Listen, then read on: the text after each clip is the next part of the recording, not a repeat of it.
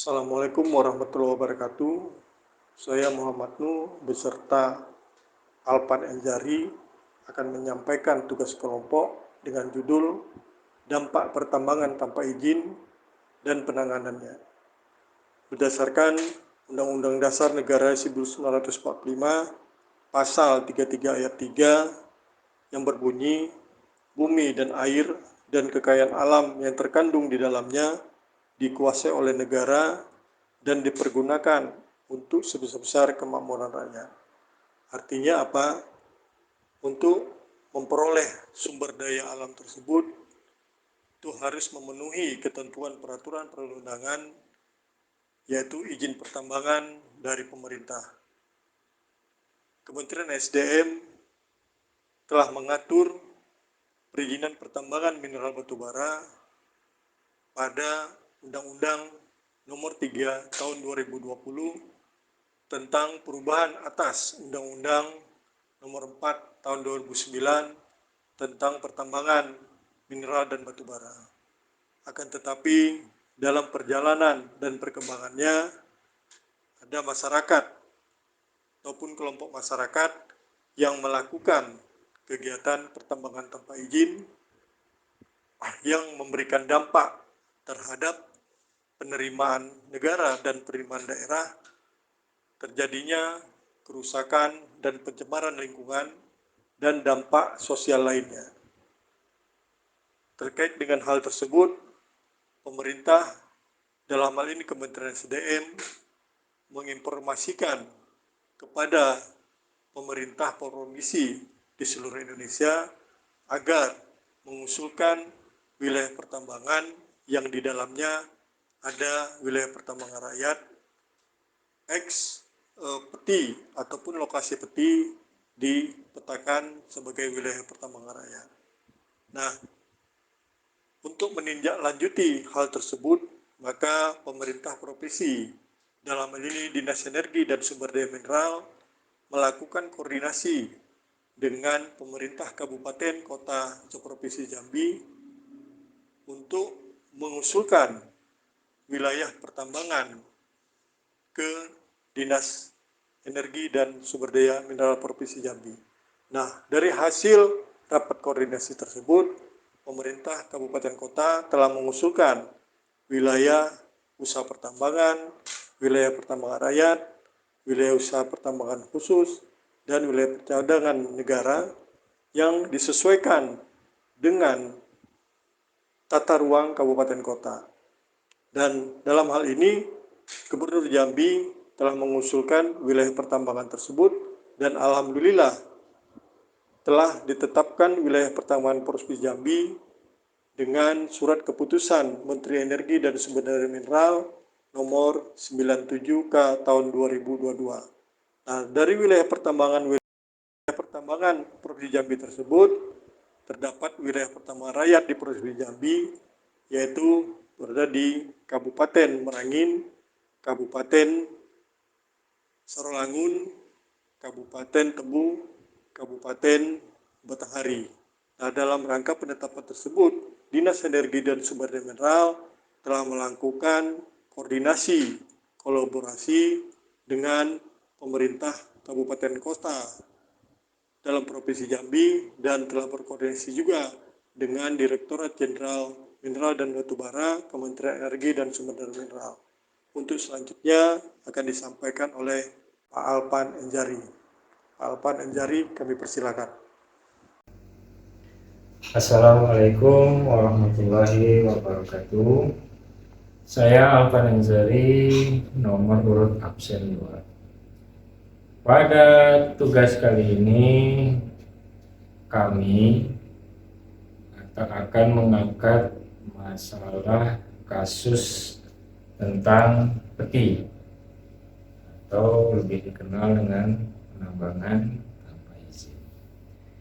Kasus ini memang viral tidak hanya secara nasional, tetapi di Provinsi Jambi sendiri pun sudah menjadi kasus yang viral karena di beberapa daerah seperti kita tahu Sarolangun, Merangin, Bahkan sekarang sudah sampai dengan Kerinci, masuk ke dalam hutan lindung, sudah ada kegiatan peti.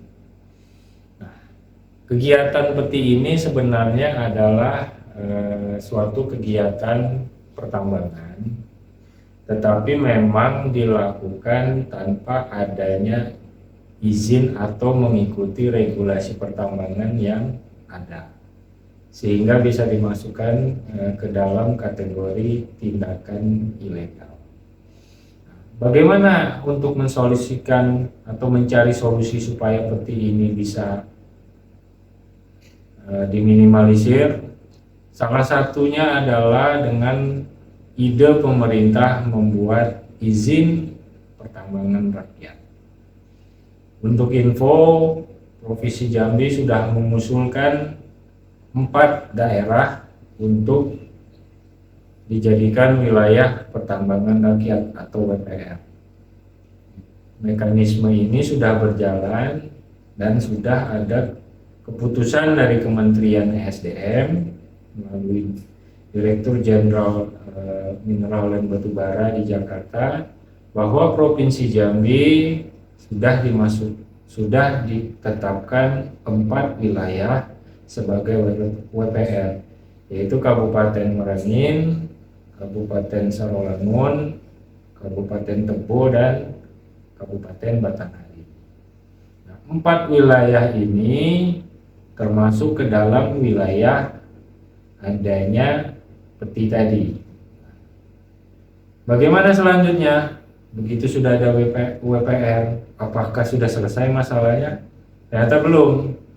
Ada masalah selanjutnya, yaitu begitu WPR diterbitkan, pihak koperasi ataupun perseorangan harus mengajukan izin pertambangan rakyat. Dan mekanisme ini harus sesuai dengan mekanisme perizinan pertambangan pada umumnya, yaitu melalui sistem OSS. Kendala lainnya adalah untuk mendapatkan izin pertambangan rakyat harus ada beberapa dokumen yang harus dilengkapi.